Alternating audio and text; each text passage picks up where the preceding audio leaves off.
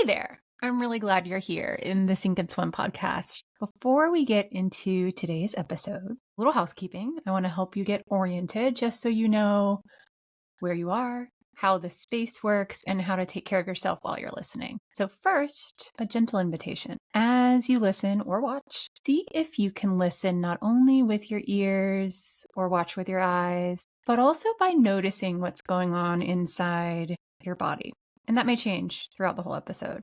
And as you notice, permission to know you don't need to fix anything, you don't need to analyze it, but just notice it. Some parts of you might feel seen.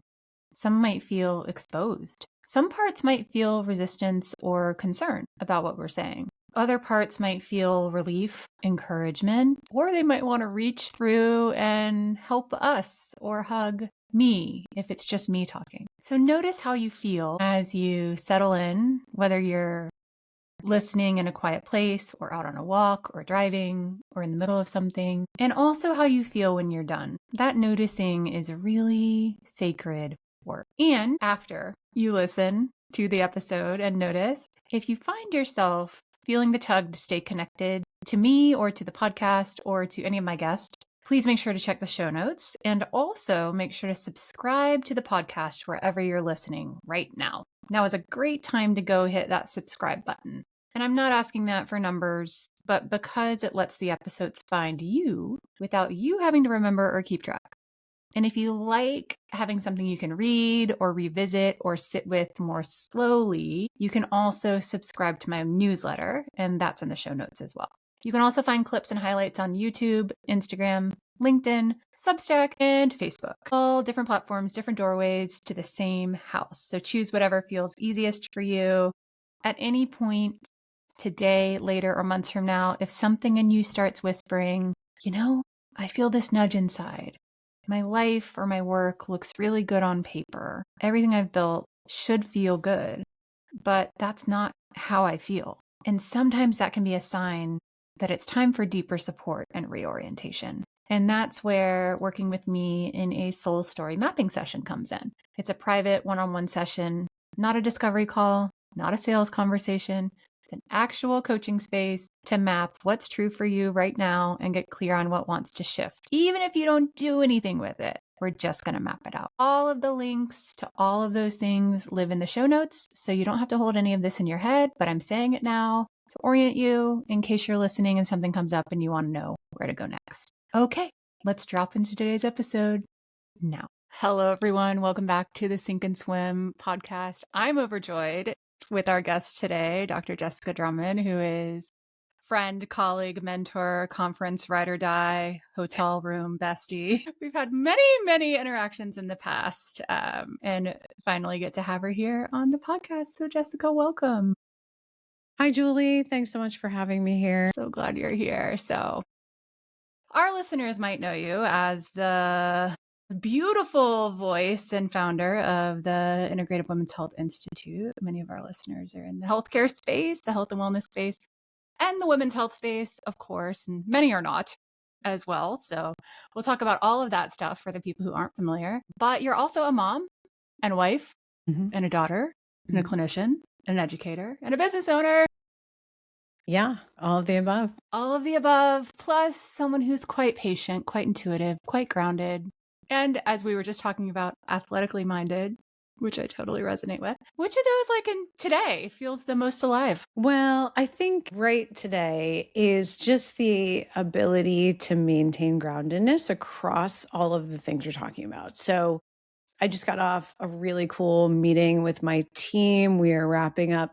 Our company had the first and only, even now, which is one of the reasons I'm a little bit sad about that program being over, women's health coach certification program, which was the only health coach certification program ever in the world to focus only on women. Our company is pivoting a bit and we're getting more dialed into perimenopause, menopause, and complex chronic illness because there's so much overlap in that area. And I think it's a big missing piece in the conversation, which is what women's health coaching was 20 years ago when we started. It was also a big missing piece. But now, fortunately, there's a lot more conversation about that. I also had a deadline on some really boring, blog SEO cleanup stuff that I had to do this morning.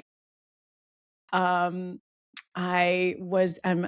parenting as we were briefly mentioning, a theater kid who, as an athlete kid is a little bit of a different mindset in the middle of the spring musical season. So I think my training in coaching and my practice of coaching is so valuable to me. I'm also just like texting back friends about this and that, like this idea that your day is not always linear, even if you do have a block schedule. Right. That's kind of the piece of my skills training, and actually more training than personality, because my personality is not as good about things like that, to be so versatile in the middle of it's only been like 3 hours. Right. Yeah. We're filming this it's currently 11:08 a.m. on a Thursday. And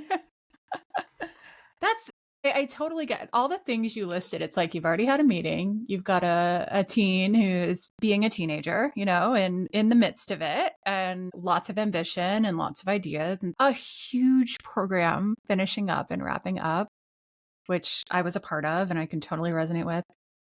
When you say it's like, this is learned and this is training to stay grounded amidst all that, what does that actually look like?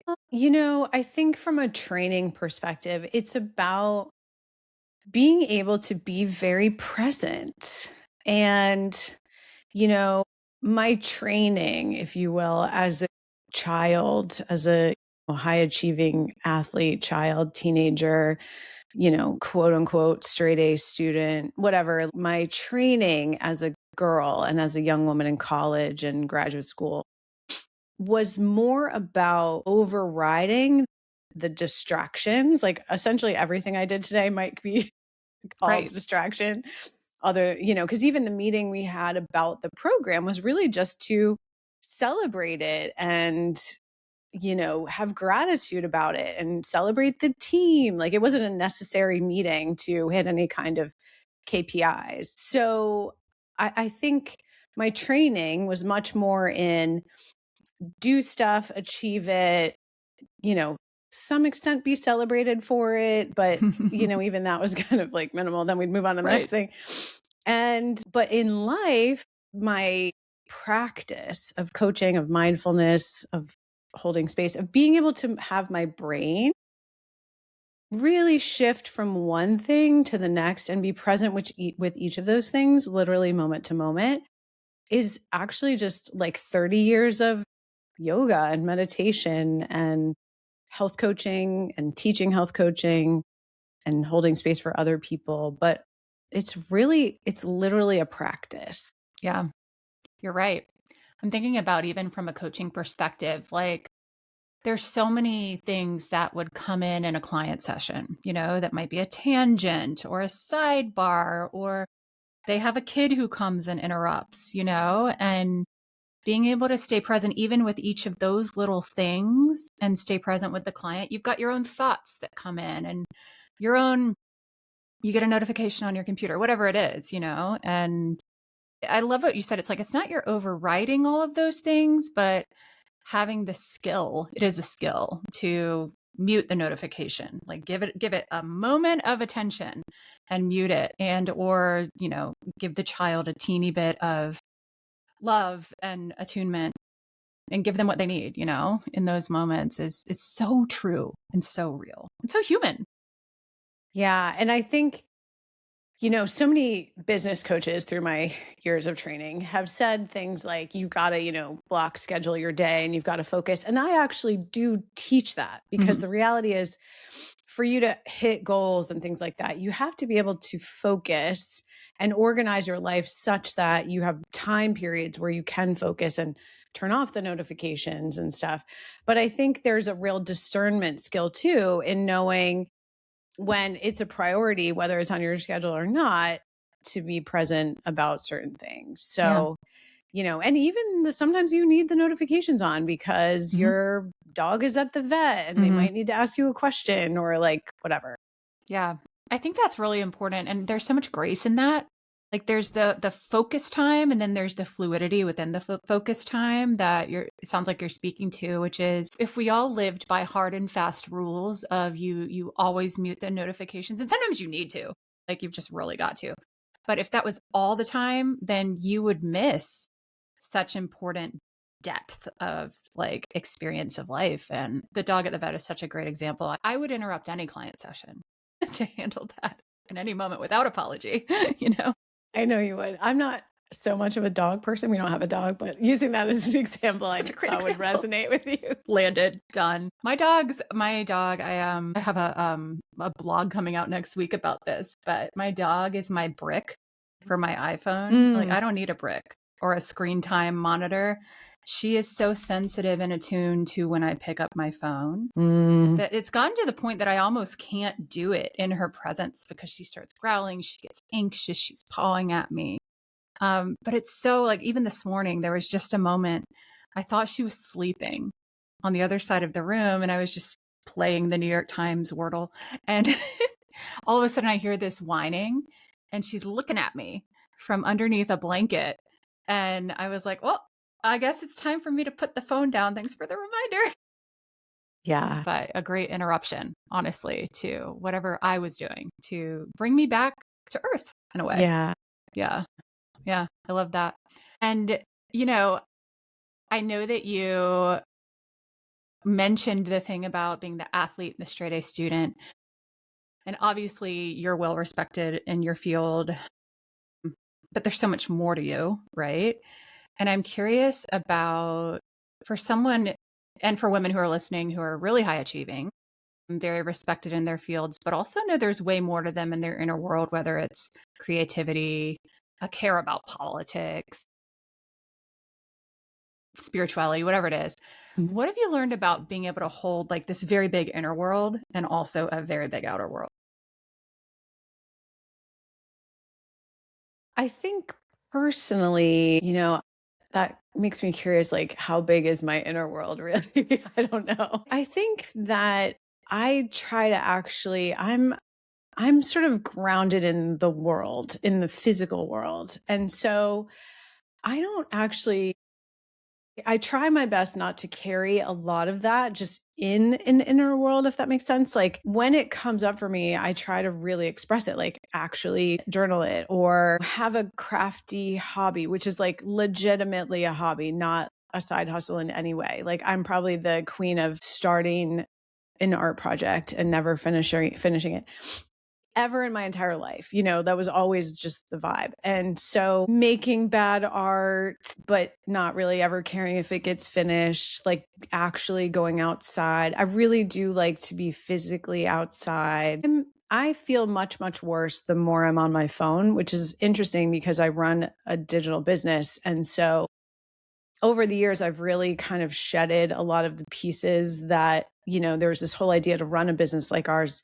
You have to be like a social media influencer. And I really never did that. I did a lot more physical speaking and things like that. We do have a team that runs social media for us, but a lot of it's just kind of like I put together pieces of it and they sort of like execute it and run it.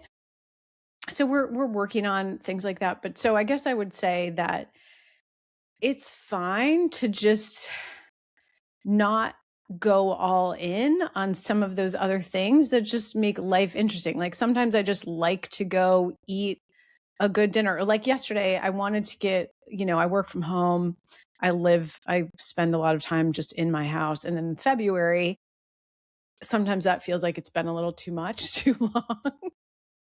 And Seriously. I just haven't been outside very much. So I was like, okay, I'm going to go. There's a awesome like French bakery coffee shop in my town and they have a little outdoor seating area and all this stuff. And I was like, I'm just going to go there for like 2 hours and work or like eat croissants or do whatever I feel like doing. And so sometimes it's really for me about like just doing things that are fun or doing things that are expressive versus like every night my husband and I take a walk after dinner and we'll chat about the news or things like that. It's almost like a processing of that pretty much daily so that I don't carry it I don't really carry an inner world, if that makes sense. It totally makes sense. You also don't seem, I mean, what I know about you, you don't like have a separate self. I mean, we all have a private world, right? But it's not like there's the you that we don't see on the screen, and then there's the you that's on the screen.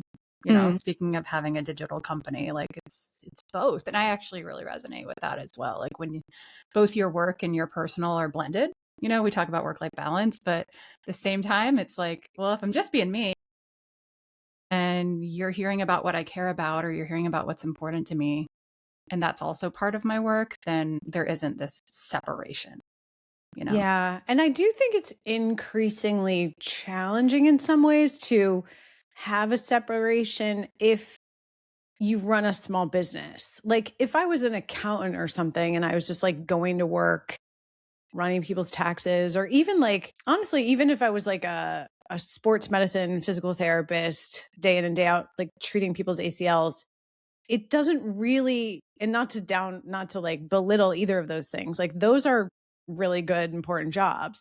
But like that would be a very separate thing from like running a company whose goal is to transform how we deliver healthcare to women in a lot of different levels. Mm-hmm. And so I do think you can, if you want to, and I think, there might be seasons for this too, where, I've even thought about now that I'm kind of getting closer to retirement or semi-retirement, or what does that look like? I think there are spaces at any time in your life where you can like have a job or a career where you're executing a project that maybe doesn't have a heck of a lot to do with like your general worldview. It's just helpful, meaningful work. Like people need their taxes done and people need their ACLs repaired and recovered. People need to get back out mountain biking or whatever. And that may not have anything to do directly with your worldview. And I also think that's totally fine. And I think that's an interesting thing to talk about in a country that really prioritizes like this kind of rugged individualism, that like everything you do has to be about like creating your personal brand. So many things I heard that you say that I want to reflect back. The first one, going back to a few minutes ago, the doing something, I'm distilling this down, pleasurable for the sake of doing it, not necessarily to create this masterpiece, like you said, the unfinished art project, or going and sitting in a cafe just because it's pleasurable, like pleasure for pleasure's sake. That's quite underrated in our world, especially among women who have a heart. Like we weren't cultured to tap into that, at least not in this country. Yeah. And also the unblending of your personal brand from your work, where you and I are quite blended in many ways, but in like you said, with certain professions where, you express personally in your work. Of course, you develop relationships with clients. I'll speak to the sports physical therapist example because that's what I once was. But it's not necessarily like I love this, like the expression of your entire personal worldview. And maybe it shouldn't be, because there does need to be a little bit of separation there for the sake of the work itself and for the sake of the client experience itself. But I love that you're speaking to it's a departure in many ways from very Western approach to like everything is about the personal brand now. Yeah. Yeah. Well, and I think that's happened only because, so I have a teenager, but I also have a 22-year-old daughter who's kind of on the cusp of like starting her career. She's graduating from college this year. She's trying to get internships and she's in a totally different career field. She's going to be an architect, which is, same thing. Like she doesn't have a big personal social media brand or anything like that. Like her goal is to work at a large corporate firm so she can like build airports and, hospitals or buildings. Cool. She wants to be able to just like have a corporate job so she can travel and stuff like that. But I think I think there's two main reasons why like everyone kind of feels like they have to have a personal brand. Maybe there's even more than that, but is one that we used to. So when I was a teenager, like I said, I would be like babysitting and embroidering stuff while the kids were asleep. Did I finish any of those? Very rarely. But it was just like an activity. And of course, we didn't have phones, so that was better in so many ways. God, right. Yeah. But also, you didn't have to monetize your hobbies to be able to pay your rent. And I think for a 20-year-old now or a 30-year-old now, like, we have to acknowledge the fact that it's just so expensive to live in a way that it wasn't before. And so that's why it can feel really hard to separate your work, because like sometimes you have to have a good job and have a personal brand or a side hustle or something like that. And so sometimes it can actually feel easier to just go all in on that, because there is some leverage capacity to make more money than if you had a regular job. It's really interesting. My husband and I are considering buying a different house in the town we live in now. We just moved here about a year ago. And we just bought this little house thinking like, well, we don't really know which neighborhood we want. Maybe we'll rent it. Maybe we'll stay in it. We'll see how it goes. And so we now kind of know the town, and we're like, should we get a different house that's sort of done with everything we need, whatever. So there's a house that we looked at that was for sale the last time. So you know how you can see like the pricing. I think it was like 2010 or 2008, something like that. It was less than 20 years ago. At that time, I guess by then I was doing this business, but maybe it was like 2005. So I was working as a physical therapist. It was my full-time job. Like you, I did do a lot of ACL work and pelvic rehab and all kinds of stuff, which I liked. And I made something like $80,000 a year at that time, maybe a little bit more. The house at that time was $250,000. So if myself, my husband, maybe both of us had jobs in that scale, that house would have been fine. We could have bought it. Now, if I went to work as a physical therapist at the hospital in this town, I think I would make $85,000 to $100,000. So like maybe 110, just because I've been doing this for 30 years. And that house was 1.25 million. And so if I think about my 22-year-old daughter, who will probably make something like $80,000, as an architect, maybe 120, some range, the idea of buying a house just is not reality for the vast majority of these kids.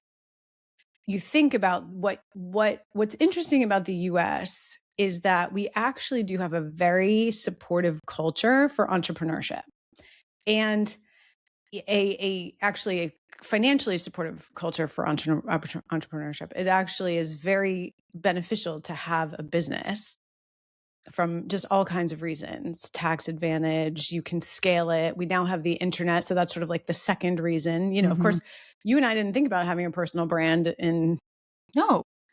when we were 22, because there was no internet, there was no social media. That didn't exist. But also, it's the kind of place where financially, if you're good at it, you can make a lot more money than if you become a great sports PT or a great architect or a great engineer. And so I do think that's part of the pressure that we don't always talk about. I love that you're so good at this, and I love this about you. The systemic factors behind this. It's not just people who are obsessed with themselves and they create a personal brand. I'm sure that's part of it for some people, and you do have to have a little bit of inherent that to put your face on a screen every day, but not necessarily from a place of self-indulgence or self-obsession. But I think that, first of all, your house example is so sobering.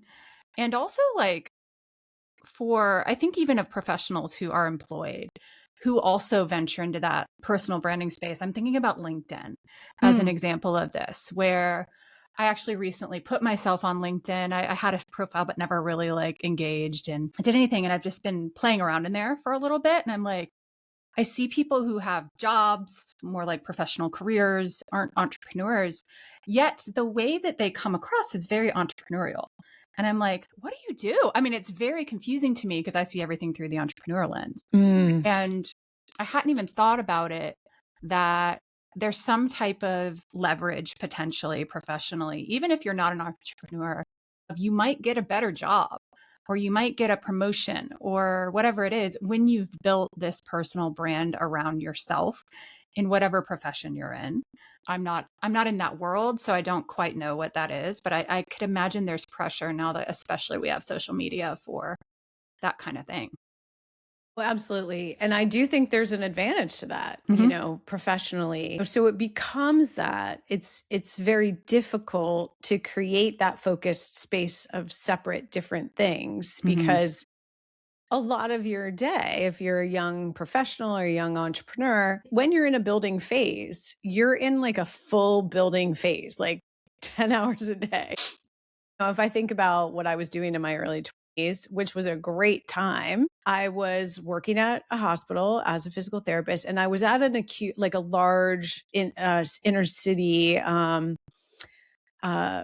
trauma center. And I was in outpatient, but we saw a lot of really complicated post surgery. And I learned a lot there clinically, which was wonderful. But the most important thing about that job was my colleagues were all like roughly my age. We basically spent, other than the 8 hours or whatever we were at work, we would go work out together. We would go drink margaritas together. Some of us were, I was married first, but just by a couple months, like people were getting married. People, we would have like wedding showers, or Yeah. people didn't get, some of these people never got married. That was totally fine. We had girls' nights and Christmas parties. Like there was a lot of space outside of work that was very in the world with friends or with my husband, or we lived relatively close to his family. So we would see his family. We would go visit my family. Um, and I think that, and I'm not to say like this is just pure nostalgia for the late 90s and early 2000s, which at some level it is. Mhm. But I think the pressure was just less to do all of that because, it just literally didn't exist. Nobody thought about doing that. Yeah. I have such an appreciation for that era and having been in the professional world in that era. And I could imagine it'd be a lot harder for maybe younger generations where, you go to work, you go home, and then you're online. Your connections are online, and they kind of always have been. Not that those types of more organic, analog girls' nights and things don't exist in professional context, but I think that there's a bit of a bygone era, and I talk about this a lot in my own writing and teaching and client work. Is we've really kind of gotten away as a society from that more analog friendship type of community building, and it's just very natural. Mm-hmm. I think COVID didn't really help us. I think it brought in this, little like very necessary distancing and putting everything online, obviously.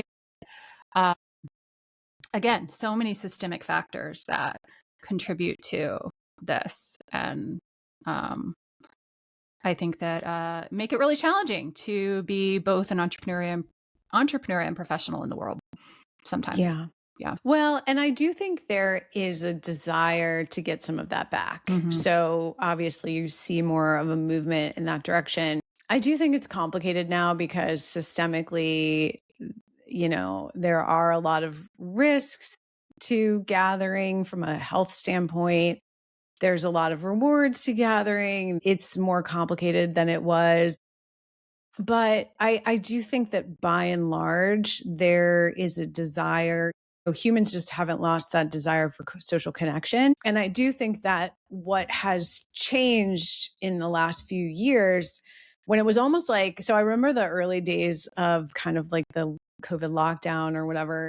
I lived in a small beach town at the time in Connecticut. And so honestly, until I got COVID and people we knew got COVID, for months, it was probably the healthiest our kids had ever been because they were outside. They were not allowed to be on at school, or and then they were kind of doing school on screens a little bit. And so the parents were like, no screens. The children were outside 24/7 for like 6 months. Playing. And I mean Yeah. like middle schoolers, high schoolers, not just like little kids. And everyone had a paddleboard, people were skateboarding and biking around. And some of that has remained. I think that, my teenagers and my kids in their 20s, like I do think they really want a real life experience. And I think so it'll be interesting to see how work evolves related to that. There's this theory that people talk about a lot that the internet at this point is just kind of dead. Like basically it's just bots yelling at each other. And there's some truth to that. I agree with you on that. Yeah. I do have a public platform around our business, and periodically I post things that are not very often, but every once in a while something that's kind of controversial or it hits like the wrong part of the algorithm. And you'll get these like crazy comments. And then you look at the person, because I always like take real feedback and engage with it. But in the last year, I would say 95% of that is literally not humans. It's actually AI. And so it's literally like the internet is just becoming AI arguing with itself or bot farms arguing with themselves. And so I think, I don't complain about the internet or social media because literally it's created a business and a life that I think has had a massive ripple effect. In fact, when we were talking in our meeting earlier today, like our students have easily touched 1 million people. We have 4,000 graduates, even if only a few, 10% of them had 50 clients each, that would be over almost 250,000. And then what about their kids and their coworkers and their families? Like, it's a reach. There were some stories around like people meeting up in Adelaide, Australia, which is a little tiny town, or a message I got from a woman in Poland. Like, there's no way we would have been able to have that reach. Even me physically traveling around the world, which I did do quite a bit of, it's nothing compared to what you can get just connecting with people randomly through advertising and SEO and algorithmic marketing. But I think even the best era of that is ending to some degree. It's not that it doesn't work anymore, but it's so polluted. So polluted. In a way it wasn't even, I think, 8 years ago, something 5 years like that. ago. 5 years ago. There was a real shift when AI came in, I feel like. And I think even COVID brought a shift in of, okay, well, we're all building online businesses now. So there was a bubble and a boom. And then now the landscape has really changed. And I feel that too. In fact, I've been really, not only have I been like reaching for analog friendships, in person and interactions that way, but I'm like reaching for more in person, back to the roots of like in person business growth. Even though the business is online, I think that sometimes the magic is in those real in person connections that you don't have to be like, is this a real person I'm talking to? Or even digital connections, but of people you actually know. Exactly. Yeah. One thing I do not spend any time on now is responding to anything of someone I don't actually know, because they're probably not real. Literally, probably not real. Yeah. Yeah. I just had a coffee date just before this with someone who's a former client, also a colleague, and we were just catching up. And I was like, yeah, that's a great digital connection of someone I know, taking it slightly deeper, to a face-to-face live conversation. It's not just liking her post and her liking mine and commenting on whatever, or dropping into the DMs to laugh about something. It's like a little deeper. And you're right, it's very difficult. It's so polluted in the online space. I think, one, to know, is this a real person or not? Number two, I don't know this person. Or number three, did that person actually produce that? Yeah. Not that using AI to help you to produce things is wrong, but I think that like sometimes it's like, is that really their voice? Did they actually, or is there someone else? And what's actually real about this person and what's not, And I think that's really challenging. Yeah. We just did a survey of our audience because as I said, we're deepening our education in perimenopause, menopause, chronic illness, but also our students are all working women's health professionals or healthcare professionals of some level, health and wellness professionals, coaches, fitness professionals, physicians, all levels. And I'm trying to build a little tiny matriarchy in the fact that like, I would like it is, and always has been, very non-hierarchical in terms of we educate everyone independent of their discipline or their license in the same way to be able to have those cross discipline conversations. And so we did a survey just last week. We're kind of in the middle of it. And the early results are very interesting about what do they want to learn right now. And the number one response by far, well, there's two things, but number one by far is like, what AI? I want to learn everything about AI. Like, what is AI? So we've started teaching about AI, and it's an interesting landscape. And then the second is just, the complexity that's coming in perimenopause and menopause. It's obviously not all being just solved by hormones. So, so those two things. But I think the AI conversation is really interesting. I live near a big university now, and there's a woman who wrote a book called The Empire of AI. Her name is Karen Howe. And it's a really interesting look. I think the challenge with AI, with, just learning it as a tool, being curious about it, being interested in it, seeing if it can be helpful to you. And I think we have to do that. Like, I think we have to become sort of AI literate and media literate in the same way you should learn how to read. But what's so challenging about that is, like, when I read a book, it's not really going to harm anybody. But when I even practice using AI, I have to be aware that it's going to harm people. And it's a very conflicted conversation, because even here in Virginia, there's constant battles about where are the data centers going to be, because they are causing infertility, causing drain of electricity, polluting the water, just using up all the water so that people can't have water in the communities in which they exist. And so not only that, the goal of the founders of these large language models, things like OpenAI and Grok and things like that, they essentially want to build empires in the way that, like, the British built empires, or really the US government, large empire building governments. And they don't see humans as humans. They really don't. I think Sam Altman said something really interesting last week. There was something like, people complain about the amount of energy that AI uses, but, like, think about humans. They use so much energy. And it's like, yeah, but, like, he was like, you can't get work out of humans till they've, like, eaten for 20 years. Like, he literally said this. And then the question is, well, like, what is the work for? Right. Who is buying what is the AI doing work for? So, like, if we circle back to the conversation we just had about people doing jobs, like Claire spent a summer, drawing insides of closets and making sure they were the right width or whatever, so that the room didn't fall down, building an airport, like helping someone recover from a rotator cuff surgery, doing someone's taxes for them to make that process easier. This is work that maybe can be done by AI or AI robots, but then for what? Yeah.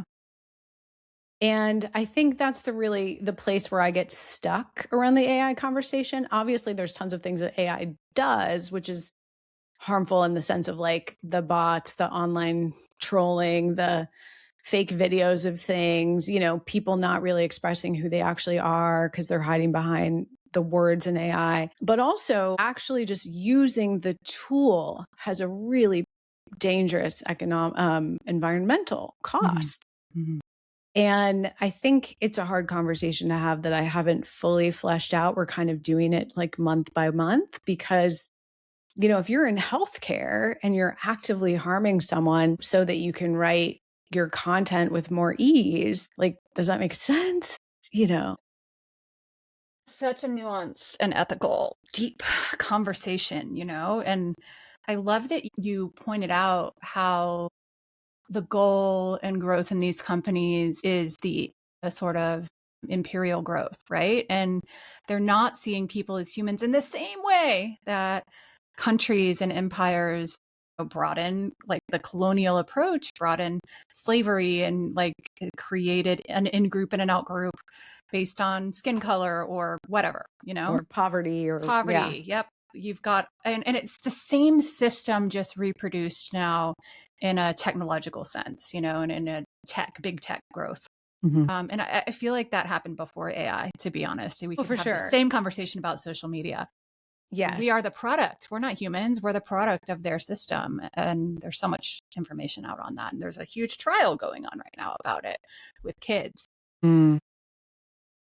Yeah, I think that coming back to our very, very first conversation, it's like bringing the human into the conversation is sometimes a novel idea when the sort of cultural narrative is grow, grow, grow, grow, grow, more, more, more, more, more, produce, produce, produce, achieve. And we lose that human for sure. Yeah. And so I actually do think this is the one thing that feels encouraging to me. I do think that there's a lot of conversation now recognizing that, like, by and large, people do not want AI. It really is the prevailing opinion. And also, by and large, and this is a much stronger conversation than it even was 10 years ago when my kids were 5, 10 years ago when my kids were in middle school. They don't want their children having social media. And because we now know the damage that does even to adults, never mind 11-year-olds. Totally. And so I actually do think that humans, there's a very interesting conversation happening now, even in entrepreneurship, that sure, like temporarily, you're going to be able to scale certain things using AI tools. I actually do think there are some very specific use cases for AI. My husband has a master's in AI and data analytics, and I've been involved in consulting with some different companies on using AI tools very specifically for so if we think about complex chronic health issues, or even there's a guy, I don't know his name off the top of my head, but who has a foundation where they essentially use AI to look at drugs that exist, but because it's not a very profitable thing, matching them to very rare diseases. And it's actually working very well. So the thing about AI that people don't understand is like AI isn't just one thing. There are these things called large language models, which is just basically that's what ChatGPT is and things like that, which is basically just predicting the next most likely word.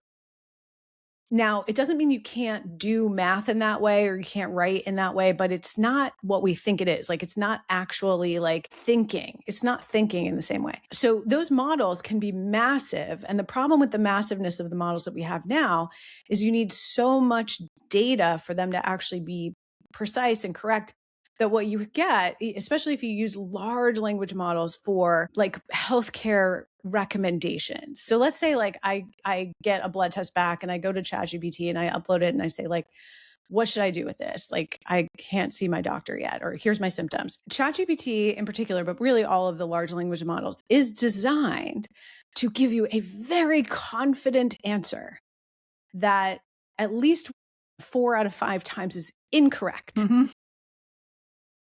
Or at least not fully correct. It requires way more nuance than the conversation. But the answer is super confident, which makes people feel better because usually their professionals are like, well, it could be a little of this. We're going to try this. Let's see how it goes, how it responds in your body. That iteration is such an important part of healthcare because the research we have has to be iterated in the actual human that you're dealing with. And what AI does is it vastly oversimplifies that process in large language models. Now, there are ways to build models that are much smaller that take only certain information into account. And I think in the world of complex chronic illness or rare diseases or cancers that are very aggressive that we don't have good treatments for, or even new ideas for like how to treat cancer or how to treat Alzheimer's, there is a case to be made that the level of expansion of kind of how we can use our scientific data and our collective clinical experience, and then that person's unique insights, like what their labs say and what their symptoms are and what their Aura Ring data says and all of that, you can probably, I haven't seen anything that does this fully yet, but there's a lot of work in this space, and the rare diseases work has actually come quite a way, which is really exciting. There is probably a way to kind of have it spit out like your checklist of stuff, supplements and medications. But it doesn't mean that then the individual human can successfully use that, because a lot of times doctors do that now. Let's say it's equally as correct as an AI model could make it, or the AI model could make it 10% more correct or 20% more correct. The person and the doctor or the PT or the health coach or the nutritionist still has to have a relationship so that they can implement that checklist over time, because a person can't do the whole checklist. First of all, they won't know how to do it. And then if they try it and they have any side effect, or it doesn't seem to be working fast enough, or they don't know what they're supposed to be looking for, like, needs this level of iteration that is very human. Because even like coaching bots can't really reproduce that, because you need to have trust, which you can't have with a machine that's built on this kind of like, even if it's built with very well intended, it just has to be built with certain biases or certain confidences. You know, it's not taking into account that person in the same way another person can. Yeah. The nuance and the depth is so important. I think that all the things you're speaking to, especially using it in the health context as a provider and really adhering to the do no harm, and like knowing that, number one, environmentally and systemically, it's harming people. So it's a real ethical decision on, well, how much am I going to use it and in what context am I going to use it? But also knowing that as individuals, we could use it for ourselves or use it to, I'm going to, take my labs and put them in and kind of see. But like, even then, like, I've learned this. I know know a little bit more, and I know how to prompt it a little bit better, so I can add the nuance in. But even then, I still need a live human to talk to and be like, okay, like, I'm still running into, like, I'm not quite sure what's right for me. Well, and it helps with asking different questions. Totally. It might help to think differently. And so, like I said, I think there are use cases of AI that are, first of all, built on smaller models that are less environmentally impactful, that can be really, really valuable and do much more good than harm. But I think the other problem in healthcare and AI and just work in AI is sometimes people are being forced to use it whether they want to or not. If you work in a hospital, you're probably having to use AI to just, record your notes, which again is super convenient and valuable from a time standpoint. But is it worth the harm? No one's asked you. It's just been like, here's a new tool. So I think as a population, we have to start thinking about these things, because it's exactly like in maybe times 100 or to the 100th power of the problems that we had with social media, where it's like, this is really good for this, and it's causing all of these downstream harms that we maybe didn't even anticipate. We do know some of the harms that AI can cause, but we don't know all of them yet. So I think that we're in a really challenging time for people to sort of decide what to do with their work life, whether they're in healthcare or anything else. And so I think the way I've navigated this, because I do think it's a positive trend that we are getting, well, first of all, we're just aware, and we are still thinking critically, some of us, I hope. But there is a swing towards, people are starting to really see in a way that what maybe they were blind to with social media, because it was done so well, it kind of hid it from us. People are actually now seeing the harm, in part because we can see the social media harm now. Yeah.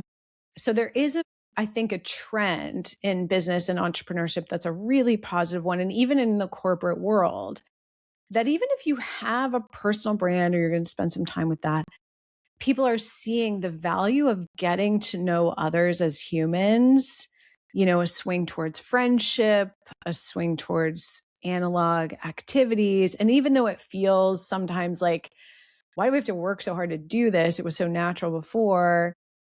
I still think it's so good that we're seeing that. And I think for healthcare in particular, I think if you really lean into it in any way that you want, there's a real opportunity right now to build a successful business around that. Yes.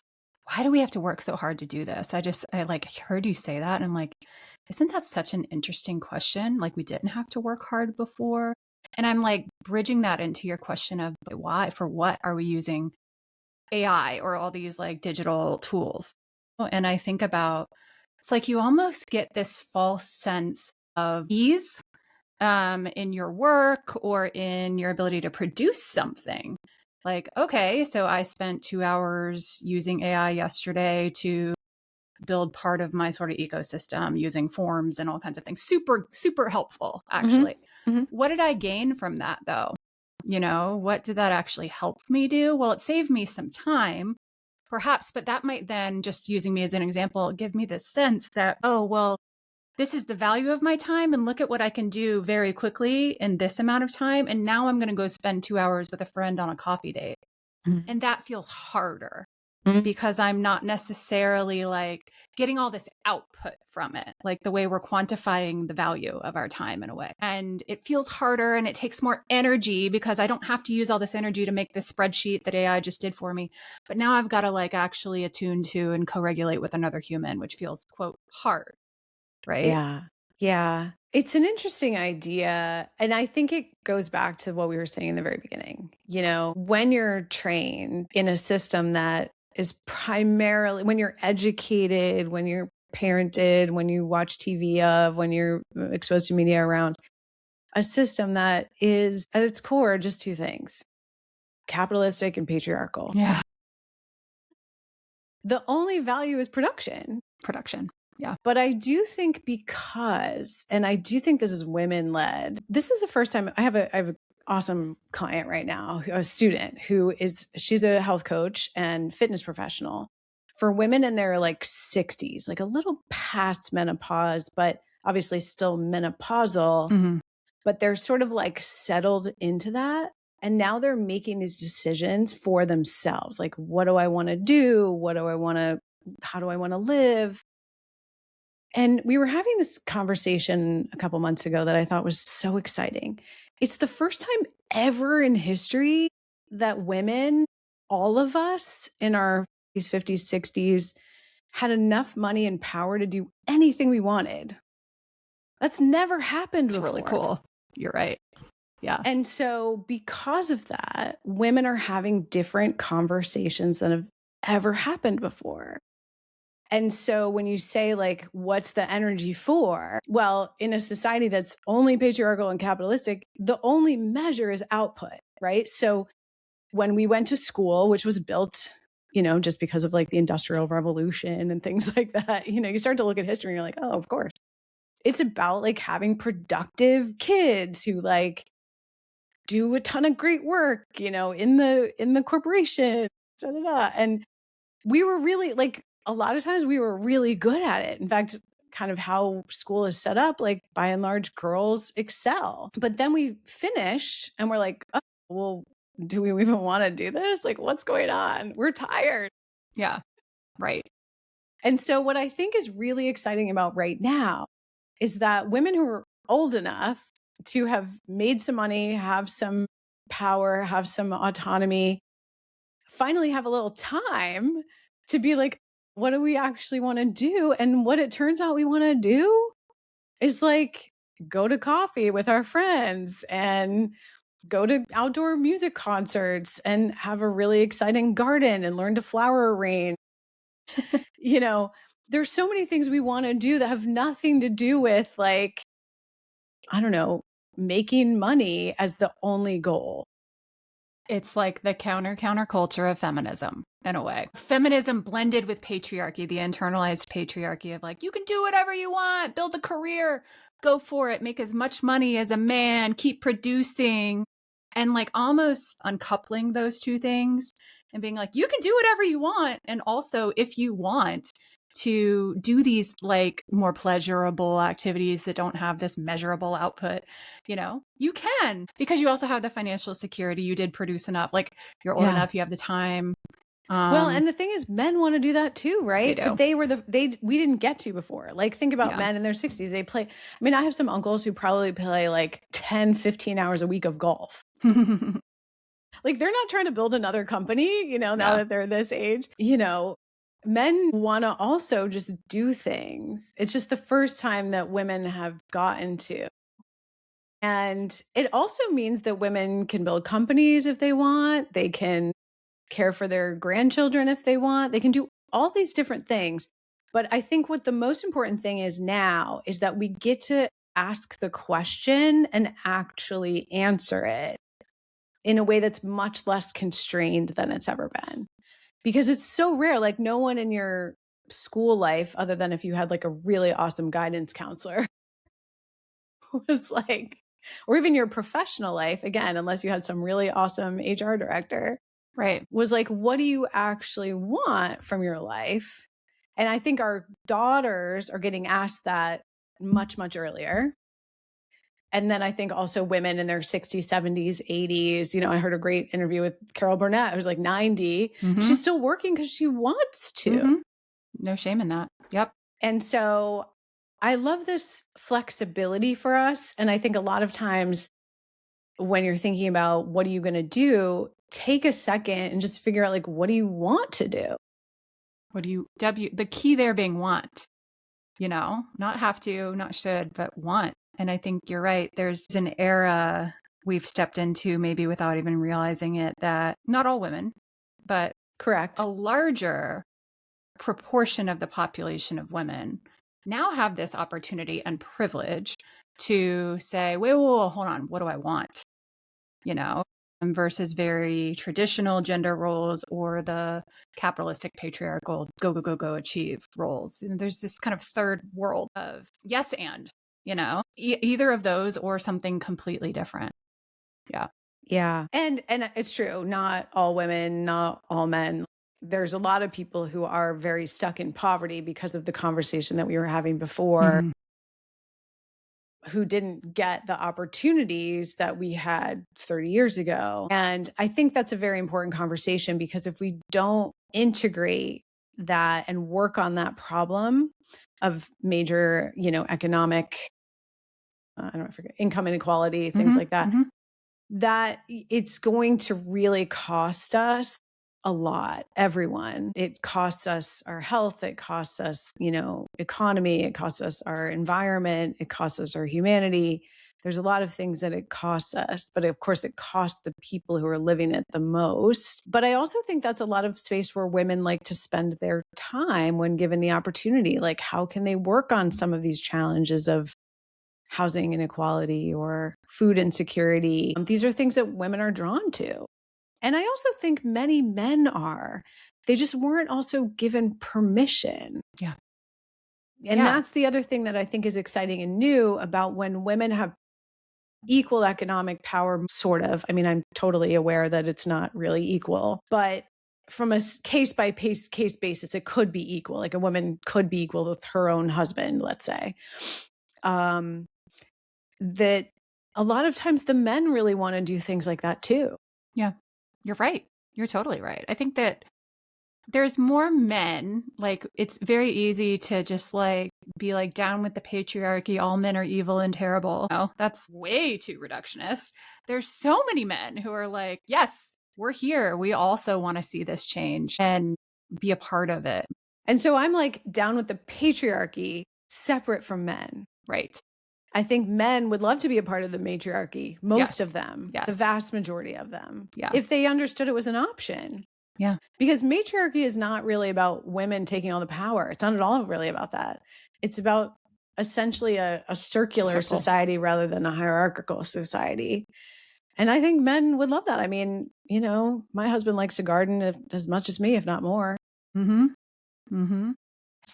It's a similar, creating safety for women to be able to do what they want. And I think creating safety for men to be able to do what they want. It's like they have their own internalized patriarchy that's working against them to move into things that they really desire. And I think it's its own systemic issue. Yeah. Which they can work on. I think when we kind of get to the root of what my work has always been about is recognizing that because women now have this opportunity to ask, because the root of coaching is what is the person's vision and goals. And that's around health, that's around life, that's around anything, business. So unless women are aware that they're able to and allowed to ask that question, and again, men too, who many of them think they have to have a certain path. Now that we get to ask this question and that the answers are more open than they've ever been. Are they as open as I want them? No, but they're more open than they've ever been. I think that's what has made my life's work really exciting, because it's just so much fun to see women just choose whatever they want, which is something I would have never even thought of. Totally. Well, this is like right where our work blends, because what I've moved into is guiding the woman in midlife who's asking the question, what do I really want? And whether that's like for life or for work, it's usually for both, right? Yeah. And you're looking at the whole ecosystem there and examining what stays, what goes, and what's in the third lane that doesn't even exist yet. Is I find that, let's just say 42-year-old, that's my age. Mhm. There's a lot of blending of cultural narratives, whether it's patriarchy, white supremacy, ableism, like the achievement oriented culture, where it's very difficult for women to say what they want or know what they want, Yeah. and that's its own podcast episode. Yeah. But Yeah. Yeah. I'm curious how you see that wall show up in women, especially around perimenopause and menopause, where there's just a natural moment. We could call it the midlife crisis. That's sometimes a not super positive term, but it's true. It feels like a crisis sometimes of, wait, what am I doing with my life? And how that's both, it's hormonal, it's systemic, it's all the things. Yeah. I think I like that it comes up in perimenopause. I've had a really interesting relationship with perimenopause because I got COVID in 2020, which put me into an immediate menopause. And I didn't really have a very difficult perimenopause before that. And so it was kind of this like weird, I skipped it. And then I got much, much better. There's still things that are different about my health than were before that experience. About 8 months ago, essentially went back into perimenopause, which I was not sure what was going on at all. Cause I was like, look, I've been like menopausal for 4 years now, 4.5 years. So I did all the tests to make sure that was the real issue. And it's really funny because you and I used to teach about REDs and relative energy deficiency in sport and how people lose their cycle. And that never happened to me as an athlete, but it did happen to me in perimenopause. And so in this new perimenopause. Right. So I think what's so exciting about perimenopause. So first of all, I will say having a really weird view on this because I did menopause first and then perimenopause. And the good news is menopause, I think, is better. I know. I'm very much looking forward to that.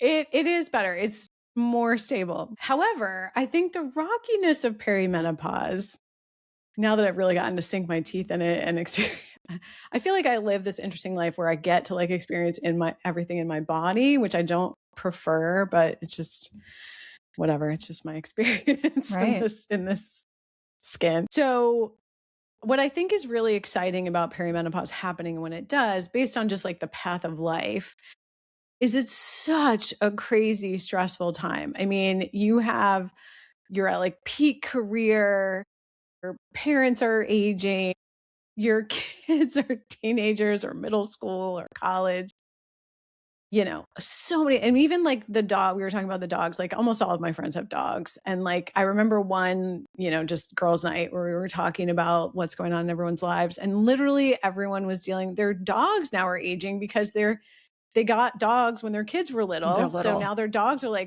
12, 14, 15 years old.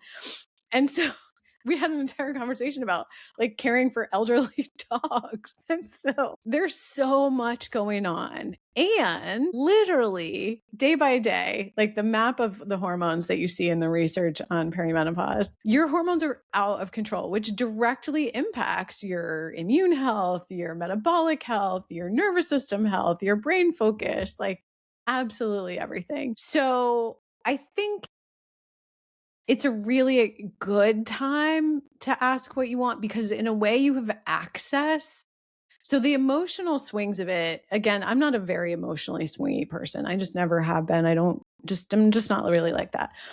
But I do appreciate access to the emotional vulnerability moments that happen when you're in a very low estrogen state, even for a day, that might spring to a high estrogen state the next day. And I think having that emotional veil lifted, if that makes sense, or stability veil lifted, does allow you to see what you want more than the times when you're more literally hormonally stable.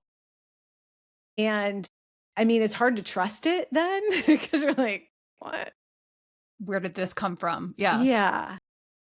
But I do think it gives you some insight that's hard to get any other way. Like this deep vulnerability does show you things that you can't see at other times. I know. It's definitely, wait, has this always been there and I just wasn't aware? Or I love that the description of the veil is lifted in a way, like the masking of, it probably was, always there.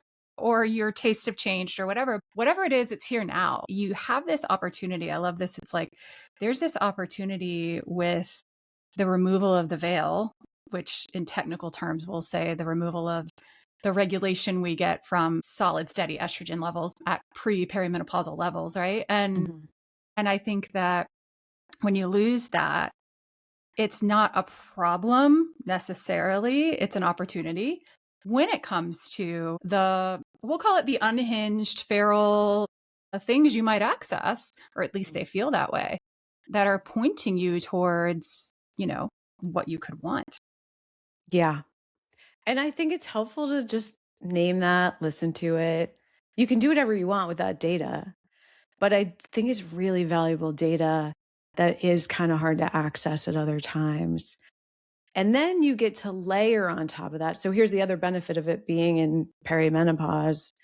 You get to layer on that, you know, 10, 12, 15, 20 years of education, 40 plus years of life experience, parenting experience, relationship experience, work experience, and then make some really empowered, decisive decisions.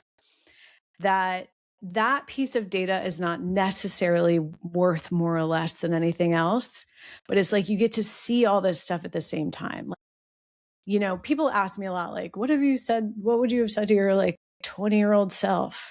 And I kind of know what I would have said because I say it to my 20-year-old daughter. Right. And all kinds of things. And she doesn't listen to them at all. And neither would have I. Not at all. I mean, she takes it in, decides what to do about it. And yeah, like everything I tell her that I would have told me, like I probably wouldn't have done it. I know. We don't have the context. Yeah. It's like, I love that question too. But at the same time, I'm with you. I don't know that it would have landed in a way that's going to instill meaningful change in the direction I would have wanted it to as my 42-year-old self to move me. Well, and that's the other thing. Like, did I even know what I want? Like, could I have created the vision then? Right. Who knows? I had no idea what I wanted then. Yeah. And a lot of what you want in your 20s is quite present. So I'm sort of glad that when I went to all those parties and that my daughter went, kind of randomly by herself all over different parts of Europe. I was a little nervous as a mom, but I'm like, yeah, okay, go do it. Call me. Don't tell me. Just call me after when you get back. Totally. Yeah. I don't want to know. You know what? I'm not going to give you advice. And there were many things that I did when I was her age that I certainly didn't tell my parents about, maybe even not now. So I think that presence in your 20s, you have to just experience that. It's awesome. And then, but what's awesome about your 40s is that also because by and large, if you're healthy, you're likely to live at least another 20 years, maybe even 40 years, maybe even 50 years. What I love about that is, when I was really sick and even some days now, I wake up most mornings not feeling very great for many reasons related to my health issues. And there was a time about 2 or 3 years ago where I was just like, oh, I just want to wake up for like a week or one day in my like 23-year-old body. Cause I just miss how that felt. And I have glimpses of it now, which is really exciting. But what I've done in the last year is change that to like pretend when I wake up that I am 90. Ooh. And I'm like, I'm sure I feel better now than I will, or maybe not, but it can't be much worse. So it's like, I have all these opportunities. I get up, I do all this stuff, because I'm very lucky. I have many grandparents who lived well into their 90s. And most of them were pretty like with it and doing things. And so I just think about like, but not in the same way that they were in their 50s, because luckily I sort of like knew them that whole time, right? Like one of my grandmothers only died a couple of years ago. So, I remember her in her 50s. I was a teenager. And so I think about that and I get really excited because it's almost like you get to do it again with like all this knowledge. Yeah, you do. And to what we were talking about just before, and for many women, not all, again, you've got financial resource now. You've got, even though there's a gazillion and a half things going on, kids, parents, you've got maybe a better glimpse on how to manage your time. It's not like in your 20s where everything's very obligatory. Like you're the low man on the totem pole at work, so you've got to have the bad hours. You've got to go to school. You've got all these things. In your 40s, you do have the wherewithal to say, no, actually, I'm not doing that. Yeah. Or I'm not putting my kid in that activity or whatever. There's a lot more courage rooted in wisdom and expertise. And again, like the unmasking of the emotion that's like, no, I don't actually care. I don't care anymore about Yeah. what people think or anything like that. And there's so much leverage there. And potentially, like in the best way, women are dangerous, Yeah.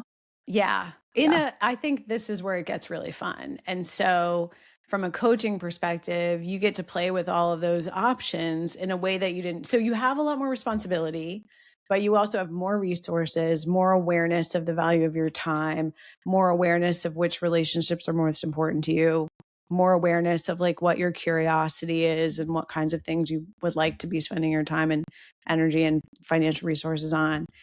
And so it gives us this freedom. Like I said, I just know that even my mom, who has had a lot of freedom in her life, or my grandmother, same, but it's a very different level. Yeah. Yeah. And to the people who do have the resource and the wherewithal and the bandwidth and the guidance and support and all of the resource to do what they want and take that step and say yes or no to what's important. It's also, as you said, especially for women, a great opportunity to reach back and offer even the slightest bit of support to people who have less resource and have less opportunity, which I think a lot of people are moving towards as well. Well, and I think women just inherently like doing that. It feels natural, fun. It feels part of their community, uplifting their whole community. I would love it if, and I'm very focused on this. Like sometimes you just take things that are very local and build that up. Yeah. And, we even see this when women are at the highest level of earning, women billionaires, there aren't that many. But when there are, like, they give back a lot more money and a lot more support and time and mentorship on average. And I don't think they do it because they feel like they have to. Yeah. I just think they like it. You're right. You're right. Yeah. It's really easy for people to assume that they're doing it for the publicity or the tax break. But I agree with you that there's a lot of just genuine desire behind that. Yeah. And I think that's true for a lot of women. And so that's what for me is so fun about having work that supports women to start playing with those questions. So, which is what's so fun about your work too. Agree. It's so fun. I was talking with a woman who's postpartum with her third child. And really starting to question she has a business. Do I want to do that? What am I doing next? And, it's overwhelming and anxiety provoking for the person who's in it. And yet there's so much opportunity to, like, she's in a low estrogen state, right? To be like, well, let's be really honest with all the feelings and all the thoughts that are here, because they're offering some really beautiful information about what you might actually want instead. And it's difficult to sift through, which is why we have coaches, and therapists and all the things, all the support structures. But what a great time to be alive as a woman. Yeah, it really is. To sum it up. Yeah. Well, we could go on for hours. I'm going to ask you 2 questions from our traditional lightning round just to give us a little palate cleanser. It's light and delightful. Okay. Are you ready for this? Give me your gut. If you could be any animal other than a human, what would it be and why? I would definitely be a bird because I do want to fly. Right. Otherwise, like something really cute so that people would pet me and stuff. Sea otter would be mine. Yeah. Cute. Yeah. Maybe A not sea otter would pettable, be but yeah. Yeah. But that would be cute too. Yeah. Very cute. Okay. Next question. Does pineapple belong on pizza? Honestly, no. I mean, do whatever you want, but I have to go with like real Italian pizza. Italian pizza. Yeah. Somehow I knew you were going to say that. I love it. But I also don't care if anybody else puts I know, pineapple right? on their pizza. Such a diplomatic answer. I love that. Very inclusive. I love it. Well, thank you for being here. Tell us how to get in touch with you. I'll put it in the show notes for anyone who isn't familiar. Yeah. So if you're interested in training and education for health and wellness professionals on perimenopause and menopause, our company is Integrative Women's Health Institute.com. We're on Instagram at Integrative Women's Health. And that's really where our focus is that. And we have a membership that meets every month talking about everything from women's health to AI to learning to use those tools. And that's a broader educational context for people that are looking at women's health from any lens. But yeah, so that's our work. Amazing. So go follow Integrative Women's Health Institute. I also love what you post about AI and long COVID and things like that. Just very thought provoking. Mm-hmm. Things I never would have, accessed myself, which is always very helpful in our ever changing world. For sure. Yeah. And you can follow my personal brand, if you can even call it that, is Dr. Jessica Drummond, I think, on Instagram, or just Google, like search me on Instagram. But I wouldn't say it's a committed personal brand. It's mostly just like where we went on vacation and stuff. So if you're bored with that, you don't have to follow that. Listen, gives me lots of ideas. Okay. Yeah. It's very important. It's the human part. Just to bring it back. It really is. Yeah. There's a human behind that brand, which we love. Well, thank you for being here, and we will have to keep up with you online, offline, all the good stuff. Thanks so much, Julie.